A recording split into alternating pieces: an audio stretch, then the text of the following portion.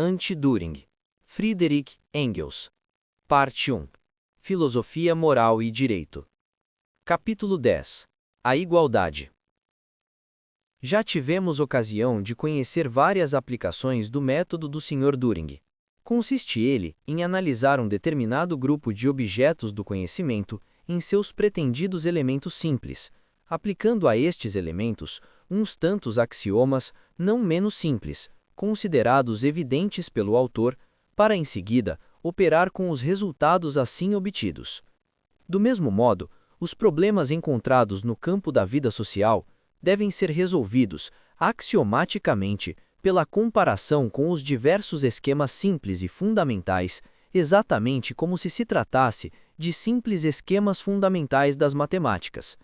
Assim, a aplicação do método matemático à história, à moral e ao direito deverá nos garantir, também aqui, a certeza matemática na verdade dos resultados obtidos, imprimindo-se-lhes o selo de verdades autenticamente imutáveis. Na realidade, não é mais do que um novo rodeio do velho e favorito método ideológico, também chamado a priorístico, que consiste em estabelecer e provar as propriedades de um objeto, não partindo do próprio objeto, mas derivando-as do conceito que dele formamos.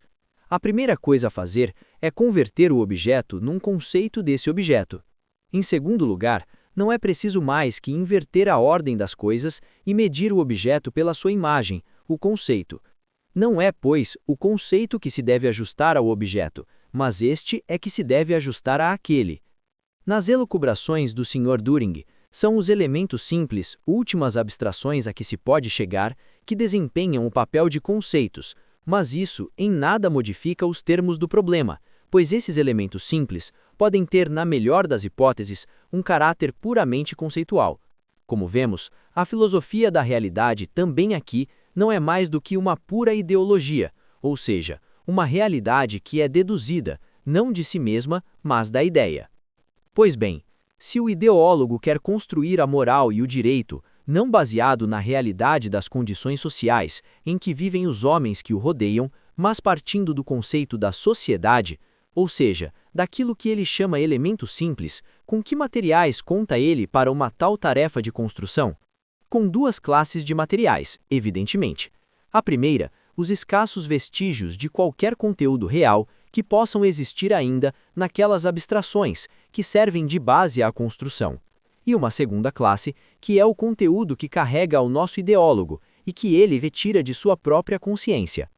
Em sua maior parte, intuições sobre moral e direito, que são uma expressão mais ou menos adequada, positiva ou negativa, favorável ou não, às condições sociais e políticas em que ele vive. Talvez, além dessas intuições, possam encontrar-se ideias tomadas da literatura sobre estes problemas e, por casualidade, em último lugar, uma série de figurações pessoais. O que quer que faça ao nosso ideólogo, colocando-se onde quer que seja, o resultado será que a realidade histórica que ele expulsa pela porta volta a entrar pela janela, e quando acredita estar construindo uma teoria da moral e do direito para todos os tempos e para todos os mundos, o que na realidade está fazendo é esboçar uma imagem caricatural, arrancada de sua base real, invertida como num espelho côncavo, das correntes conservadoras ou revolucionárias de seu tempo. O Sr. Düring analisa a sociedade em seus elementos simples e descobre que a mesma, reduzida em sua expressão mais simples, é formada, no mínimo, por dois homens. Estes dois homens formarão em seguida um material para suas manipulações axiomáticas. Colocado neste ramo, chega-lhe às mãos, por si mesmo, o axioma básico da moral.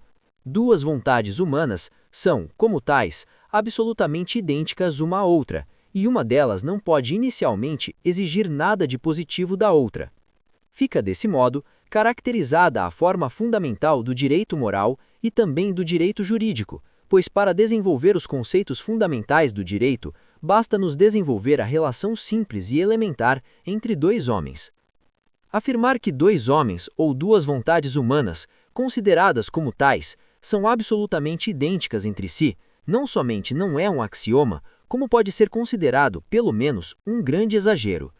Dois seres humanos podem mesmo, considerados como tais, diferir antes de mais nada pelo sexo, E este fato tão simples leva-nos imediatamente à conclusão de que os elementos simples da sociedade, para nos entretermos um momento com estas infantilidades, não são precisamente dois homens, dois varões, mas um homem e uma mulher que fundam uma família, forma a primeira e mais simples da sociedade, colocada ao serviço da produção. Mas isso não convém ao Sr. Düring, de modo algum. Por quê? Porque necessita de todo o transe que sejam os dois fundadores de sua sociedade completamente iguais, se possível, e também porque não seria mesmo o Sr. Düring capaz de construir, baseado na família primitiva, a equiparação jurídica e moral do homem e da mulher. Das duas, uma. Ou a molécula da sociedade düringiana, de cuja multiplicação deve sair toda a sociedade, está condenada desde o nascimento a perecer, pois que dois homens nunca procriarão, ou são eles representados como dois chefes de família. Mas neste caso, voltamos de repente ao singelo esquema fundamental, que nos demonstra não a igualdade humana, mas, na essência, a igualdade dos cabeças de família, e como não se pergunta nada com respeito às mulheres, demonstra também o fato da subordinação da mulher. Sinto muito ter de comunicar ao leitor uma notícia desagradável. Não tardará muito que tenhamos de vista estes dois famosos homens do Sr. Düring. Estes dois personagens vieram representar aproximadamente no campo das relações sociais o mesmo papel que até aqui estava destinado aos habitantes dos outros mundos, dos quais, afortunadamente, já nos livramos. Existe algum problema de economia, de política, etc., para ser resolvido?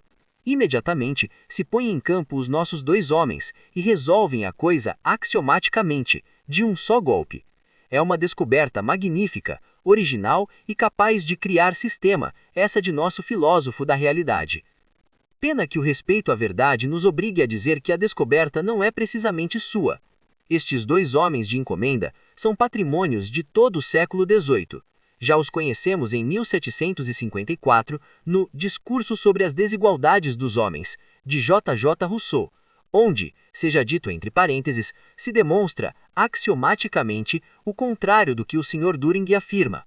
Tornamos a encontrá-los desempenhando um papel de relevo na economia política, desde o Adam Smith até Ricardo, embora já não sejam, neste assunto, completamente iguais, pois exercem ofícios diferentes, geralmente os de caçador e pescador, e trocam entre si os seus produtos. Mas o século XVIII utiliza-se de um modo quase exclusivo destes personagens a título de ilustração e exemplo. A originalidade do Sr. Düring consiste em tornar este método puramente ilustrativo como método fundamental aplicável a toda a ciência da sociedade e ao critério para o estudo de todas as manifestações históricas. Realmente, a concepção estritamente científica de coisas e homens não poderia ser mais fácil. Mas, para extrair logo depois axioma fundamental segundo o qual esses dois homens e suas respectivas vontades são totalmente idênticos entre si, sem que nenhum dos dois tenha nada a exigir do outro, não é suficiente que sejam dois homens quaisquer. Deverão ser dois homens humanos tão fora de toda a realidade, tão despidos de todas as condições nacionais, econômicas, políticas, religiosas existentes em nosso mundo, que de todas as características e peculiaridades de pessoa e de sexo, neles só deve restar o mero conceito de homem, de ser humano. Somente assim poderão ser completamente idênticos. Como se vê, não estamos precisamente diante de dois homens, mas de dois perfeitos fantasmas, evocados por este mesmo Sr. Düring, que vive a descobrir e a denunciar por toda parte as reações espiritistas. Esses dois espectros são naturalmente condenados a fazer tudo o que o homem que os evocou deles exija, e por isso são absolutamente indiferentes às outras coisas do mundo, para suas manipulações artificiais. Penetremos um pouco na axiomática do Sr. Düring. Dizíamos que aquelas duas vontades nada podiam exigir de positivo uma da outra. Se uma delas falta a esse dever e apresenta uma exigência, chegando mesmo a impô-la pela força, cria-se então um estado injusto, e deste esquema fundamental faz o Sr. Düring derivar a injustiça, a dominação, a escravidão, numa palavra, toda a condenável história desde a antiguidade até os nossos dias. Entretanto, já Rousseau, no estudo que citamos atrás, valendo-se exatamente de nossos dois homens, provou de modo axiomático justamente o contrário, ou seja, que entre os dois homens, A não pode escravizar B pela violência, a não ser colocando-o numa tal situação que B não possa prescindir de A. Esta concepção peca no entender do Sr. Düring por ser excessivamente materialista. Focalizemos, pois, esta mesma coisa de outro modo. Suponhamos que dois náufragos, sozinhos numa ilha, contratam uma sociedade.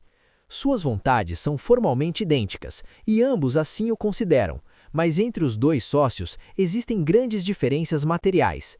A é um homem resoluto e enérgico, B é indeciso, indolente, preguiçoso. A é inteligente, B é retardado. É natural que, cedo ou tarde, A acabe de impor a sua vontade a B, primeiramente pela persuasão e, a seguir, pouco a pouco por força do hábito, mas sempre de um modo livre e espontâneo. Significa a mesma coisa que sejam respeitadas ou desprezadas as formas voluntárias. Voluntária ou não, a servidão é servidão. A aceitação voluntária da servidão é encontrada em toda a Idade Média e, na Alemanha, chega mesmo até a Guerra dos 30 Anos. Quando na Prússia, depois das derrotas de 1806 e 1807, foi abolida a servidão e com ela a obrigação imposta ao nobre feudal de zelar pelos seus súditos em casos de miséria, enfermidade ou velhice, dirigiram-se os camponeses ao rei para suplicar que os deixassem continuar como servos, pois de outro modo, quem iria cuidar deles e ampará-los na miséria? O esquema dos dois homens encerra, pois, os germes de igualdade e servidão, tanto quanto os de igualdade e cooperação. E como além disso devemos, a não ser que os condenemos a perecer, concebê-los como cabeças de família, verificamos que esse esquema contém, além do mais, a explicação da escravização hereditária.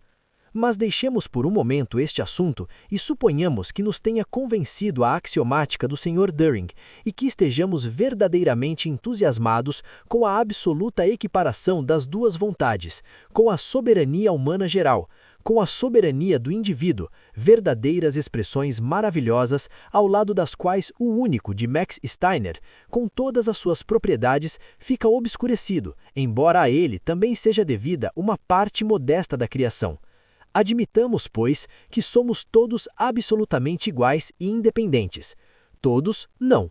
Todos não. Existem também umas dependências legítimas, mas estas não se originam da razão baseadas no exercício das duas vontades como tais, mas de um terceiro fator, como acontece, por exemplo, com as crianças. Nestas, este terceiro fator provém da insuficiência da sua própria determinação da vontade. Magnífico! Deste modo, não se deve buscar as razões a que se deve a dependência no exercício das duas vontades como tais.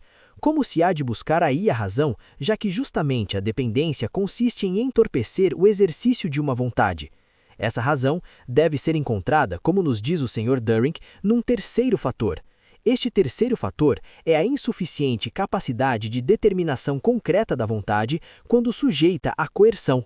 O nosso filósofo da realidade tanto dela se distanciou que, como vemos, comparado com expressões abstratas e vazias como a da vontade, o conteúdo real de determinação própria dessa vontade assemelha-se a um terceiro fator. Mas, seja como for, o caso é que a equiparação das duas vontades tem exceções, pois uma vontade não se ajusta à outra. A própria determinação de uma delas é reconhecida como insuficiente. Limitamo-nos a consignar. Reiterada número 1. Prossigamos.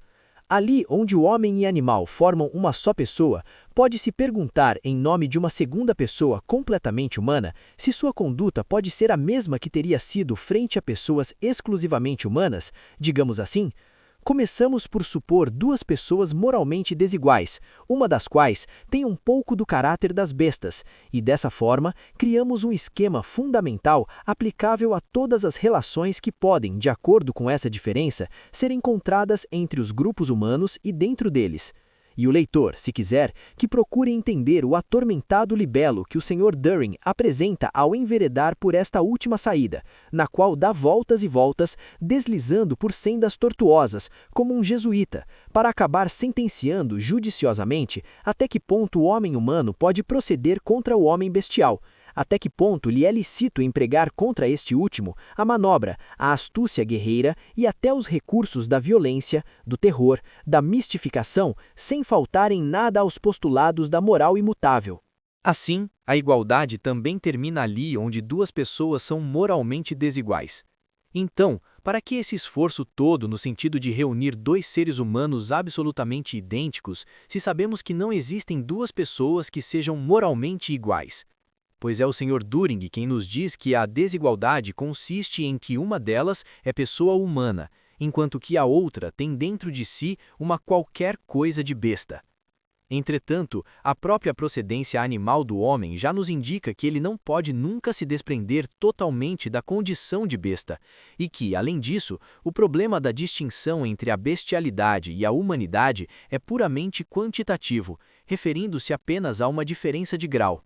A classificação dos homens em dois bandos nitidamente distintos e separados, o dos humanos e os dos bestiais, os bons e os maus, os cordeiros e os lobos, somente pode ser admitida pela filosofia da realidade e pelo cristianismo, com a diferença de que este é mais consequente, pois cria um juiz universal que tem a seu cargo a tarefa da classificação de cada indivíduo num dos dois grupos.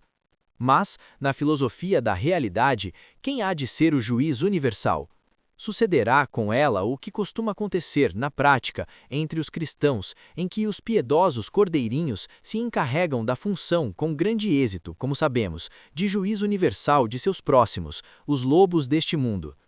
A seita dos filósofos da realidade, caso fosse fundada algum dia, não poderia ser pior com relação a esse assunto. Mas isto pouco nos importa. O que nos interessa é tomar nota da concessão que acaba de nos fazer o Sr. Turing, de que a desigualdade moral entre os homens acaba por anular a igualdade. Retirada número 2. Continuemos a leitura. Se uma pessoa age respeitando a ciência e a verdade, enquanto que outra se deixa levar por preconceitos, necessariamente haverá entre elas algumas perturbações. Quando atingirem um certo grau a brutalidade ou as tendências malignas do caráter, produzir-se-á forçosamente um choque. Não são apenas as crianças e os loucos que conhecem outras armas além da força. A sucessão dos grupos naturais e das classes culturais pode tornar uma necessidade inadiável a submissão de cada vontade desviada e hostil, até submetê-la aos vínculos coletivos. Ao fazer tal coisa, respeita-se como igualmente legítima a vontade alheia. O que se dá é que o seu exercício, coletivo quando hostil e prejudicial, provoca uma compensação, e se lhe faltam forças, não faz mais que suportar os efeitos reflexos provocados pela sua própria injustiça. Como vemos, não é só a desigualdade moral, mas também a desigualdade espiritual que pode deitar por terra a completa identidade das duas vontades, instaurando o reino de uma moral que justifica todas as infâmias praticadas pelos estados civilizados em sua cruzada de rapina contra os povos mais fracos, até mesmo as repugnantes façanhas dos russos no Turquestão. Quando, no verão de 1873, o general Kaufmann caiu como um vendaval sobre a tribo tártara dos Jomundas, incendiou suas tendas, massacrou, à boa maneira caucasiana como rezava a ordem, as mulheres e as crianças, invocava ele também a necessidade inevitável de submeter a vontade desviada e hostil daqueles selvagens, para reduzi-los aos vínculos coletivos, afirmando que os meios postos em prática por ele eram os mais eficazes para conseguir tal coisa, e já se sabe, além do mais, que os fins justificam os meios. O que verificamos é que o general conquistador era um pouco menos cruel, pois não lhe ocorria, além de tudo, rir-se dos Jomundas, enganando-os com a fábula de que, ao exterminá-los, como compensação, não fazia mais que render homenagem à sua própria vontade, acatando-a como igualmente legítima. Neste conflito, os eleitos são ainda, em última instância, os filósofos da realidade, que dizem agir de conformidade com a verdade e a ciência, e que, portanto, são chamados a definir o que quer dizer a superstição, o preconceito, a brutalidade, o que são as tendências malignas do caráter e quando é que devem ser indicadas a dominação e a força como meios de compensação. A igualdade fica reduzida, pois, ainda uma vez, à nivelação pela força, e a segunda vontade deve ser equiparada à primeira por meio de um ato de submissão. Retirada número 3, que mais que retirada, é já uma fuga vergonhosa. Acrescentaremos entre parênteses que a frase segundo a qual a vontade alheia é sancionada como igualmente legítima, justamente por meio da nivelação pela força, não é mais que uma deturpação da teoria de Hegel, a qual diz que o criminoso tem direito à pena. No fato de ver implícito na pena um direito próprio do criminoso, é que se reconhece e honra este como um ser racional. Filosofia do Direito, parágrafo 100, nota. Acreditamos que isso é suficiente. Não é preciso seguir passo a passo o Sr. Düring à destruição gradual de seu princípio de igualdade, tão axiomaticamente proclamado, de sua soberania humana geral, etc., etc. E inútil continuarmos a observar que, embora se necessitem apenas 2 homens para construir a sociedade, seja preciso para edificar o Estado mais um terceiro, sem o qual, para resumir de um modo conciso, não se poderia resolver nenhum problema pelo sistema da maioria. E sem esta, isto é, sem a dominação da maioria sobre a minoria, não se pode conceber-se o Estado. Não precisamos ver como aos poucos vai o Sr. Düring navegando para as águas tranquilas de sua construção do Estado socialitário do futuro, no qual teremos a oportunidade de uma manhã de bom tempo de fazer-lhe uma visita. Basta-nos o dito atrás para compreender que a completa igualdade entre as duas vontades fica liquidada desde o momento e no ponto exato em que qualquer uma delas chegar a desejar alguma coisa. Compreendemos deste modo que desde o momento em que deixam de ser vontades humanas como tais e passam a ser vontades reais, individuais, acabou-se a igualdade das vontades de 2 homens reais e concretos.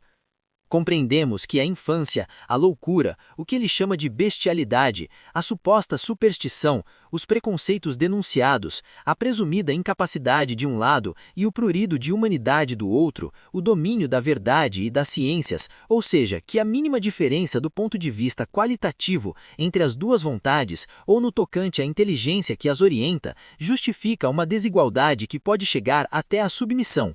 Para que continuar quando já o Sr. Düring pulveriza tão radicalmente em seus próprios fundamentos seu edifício da igualdade? Mas o fato de termos liquidado a absurda e tola construção que o Sr. Düring cria sobre a ideia da igualdade, não quer dizer que tenhamos liquidado a própria ideia, que ocupa um lugar tão importante na teoria, principalmente a partir de Rousseau, e que exerceu tanta influência na política prática da Grande Revolução e nos períodos que a seguiram, e que, pela sua ação agitadora, influencia ainda hoje o movimento socialista de quase todos os países. Analisando seu conteúdo científico, tentaremos pôr em evidência o valor que tem esta ideia para o movimento proletário. A crença de que todos os homens, pelo simples fato de sê-lo, têm alguma coisa de comum que os torna iguais, na proporção em que exista esse ponto comum, é naturalmente antiquíssima. Mas o postulado moderno da igualdade difere radicalmente desta ideia, e, pelo contrário, faz ressaltar da própria natureza, comum a todos os homens, dessa igualdade dos homens como tais, o princípio da equiparação política e social de todos os seres humanos, ou, pelo menos, de todos os cidadãos de um Estado, ou de todos os indivíduos de uma mesma sociedade. Foi preciso que muitos milhares de anos passassem, e de fato passaram, antes que aquela ideia primitiva da igualdade relativa inspirasse como um corolário a ideia da igualdade dentro da sociedade e do Estado, e muito mais tempo seria preciso até que esta dedução se impusesse como algo evidente e natural. Nas velhas comunidades naturais, somente se podia falar de igualdade de fato entre os membros da mesma coletividade. As mulheres, os escravos, os estrangeiros ficavam excluídos naturalmente desta comunidade, e essa exclusão era considerada como perfeitamente natural. Na Grécia e em Roma, as desigualdades entre os homens tinham muito mais força que qualquer forma de igualdade, e se ocorresse a alguém dizer então que os gregos e os bárbaros, os livres e os escravos, os cidadãos do Estado e os estrangeiros acolhidos sob a sua proteção, os cidadãos romanos e os súditos de Roma, para empregar um termo geral, eram merecedores de um mesmo tratamento político, deveria essa pessoa passar por louca aos olhos dos antigos. No Império Romano, estas desigualdades foram desaparecendo pouco a pouco, com exceção apenas da que separava os escravos dos homens livres, surgindo então entre estes últimos aquele sistema de igualdade baseado no qual se desenvolveu o direito romano, a mais perfeita expressão que se conhece de um direito cimentado sobre a instituição da propriedade privada. Mas, embora subsistisse a distinção entre os homens livres e os escravos, não havia razão para se falar dos corolários jurídicos derivados da igualdade de todos os homens. Até há pouco tempo, podia-se ainda observar este fenômeno nos estados escravagistas da América do Norte. O cristianismo reconhecia apenas uma igualdade entre os homens, a do pecado original, igualdade essa que se enquadrava perfeitamente no seu caráter de religião dos escravos e dos oprimidos. Ao lado desta, admitia no máximo a igualdade dos eleitos, mas não insistia a respeito desta a não ser muito nos primórdios da religião. Os vestígios da comunidade dos bens, com que defrontamos igualmente nos primeiros tempos da nova religião, tinham a sua origem mais na solidariedade entre os perseguidos do que numa verdadeira ideia de igualdade. Ademais, a distinção entre os sacerdotes e os leigos veio logo pôr um fim a este rudimento de igualdade cristã. A invasão do ocidente da Europa pelos germanos varreu por vários séculos toda a ideia de igualdade, levantando pouco a pouco uma hierarquia social e política tão complicada quanto até então não se conhecera. Entretanto, ao mesmo tempo, a invasão germânica arrastava consigo, para o mesmo movimento histórico, todos os países do Ocidente e do centro da Europa, criando pela primeira vez uma área compacta de cultura e sobre esta área erigindo também pela primeira vez na história um sistema de estados predominantemente nacionais, que se influenciavam e se contrapunham uns aos outros. Foi desse modo que se preparou o terreno para tempos mais tarde ser possível falar-se de igualdade humana e dos direitos do homem. Além disso, no bojo da Idade Média feudal, entrou em gestação a classe chamada a proclamar, quando atingisse a idade madura, o postulado da igualdade humana moderna, a burguesia. A burguesia, que também em seus começos era apenas uma camada feudal, imprimiu um grau relativamente elevado de desenvolvimento à indústria artesanal e à troca de produtos dentro da sociedade feudal por ocasião de abertura de novas rotas marítimas, como resultado das grandes descobertas dos fins do século XV. O comércio extra-europeu, que até então se realizava somente entre a Itália e os portos do Levante, torna-se extensivo agora à América e à Índia, e logo ultrapassa em importância o intercâmbio entre muitos países europeus e mesmo o comércio interno destes países.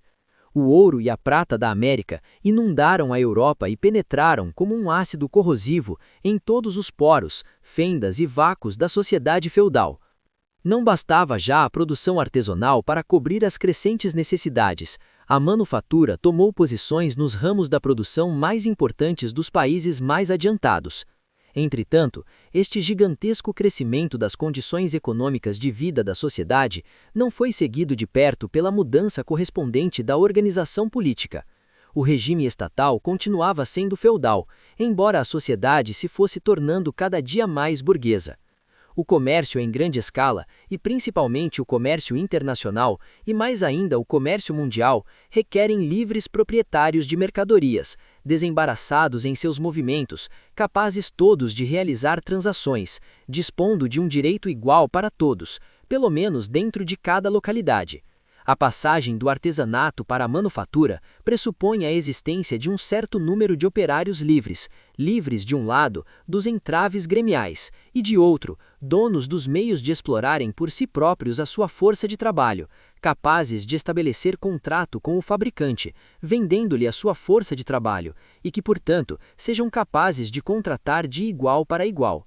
Finalmente, a igualdade e a igual valorização de todos os trabalhos humanos, na qualidade de manifestações do trabalho do homem, encontrou a sua forte expressão, embora inconsciente, na lei do valor da economia burguesa moderna, segundo a qual o valor de uma mercadoria se mede pelo trabalho socialmente necessário contido nela. Mas ali, onde as condições econômicas clamavam por igualdade de direitos e liberdade, a ordem política lhes opunha a cada passo os entraves feudais e os privilégios de classe. Por toda a parte se erguiam privilégios locais, barreiras alfandegárias para cada produto, leis de exceção de toda a gênio, prejudicando o comércio não só dos estrangeiros e dos habitantes das colônias, mas até mesmo, muitas vezes, de categorias inteiras dos próprios súditos do país.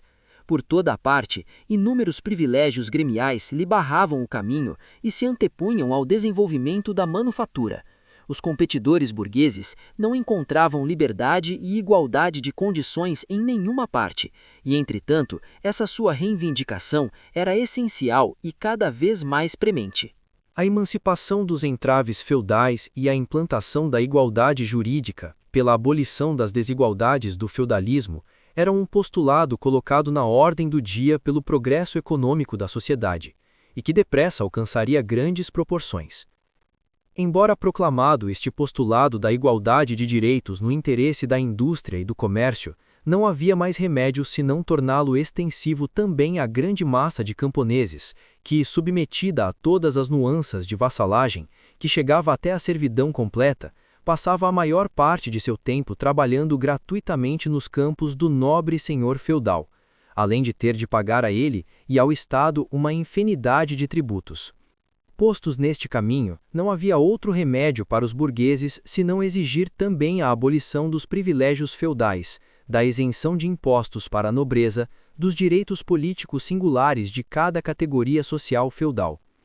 E, como a sociedade não vivia mais num império mundial como o romano, mas sim dividida numa rede de estados independentes que mantinham entre si relações de igualdade e tinham chegado a um grau quase burguês de desenvolvimento, era natural que aquelas tendências adquirissem um caráter geral, ultrapassando as fronteiras dos estados, e era natural, portanto, que a liberdade e a igualdade fossem proclamadas direitos humanos. Para compreender o caráter especificamente burguês de tais direitos humanos, nada mais eloquente que a Constituição norte-americana, a primeira em que são definidos os direitos do homem, na qual, ao mesmo tempo, se sanciona a escravidão dos negros, então vigente nos Estados Unidos, e se proscrevem os privilégios de classe, enquanto que os privilégios de raça são santificados. Sabe-se, por outro lado, que a burguesia, desde o instante em que sai do embrião da burguesia feudal, instante em que, de camada feudal, se converte em classe moderna, se vê ladeada, sempre e em todas as partes, inseparavelmente, como por sua própria sombra, pelo proletariado. E ao movimento da igualdade burguesa acompanha também, como a sombra ao corpo, o movimento da igualdade proletária.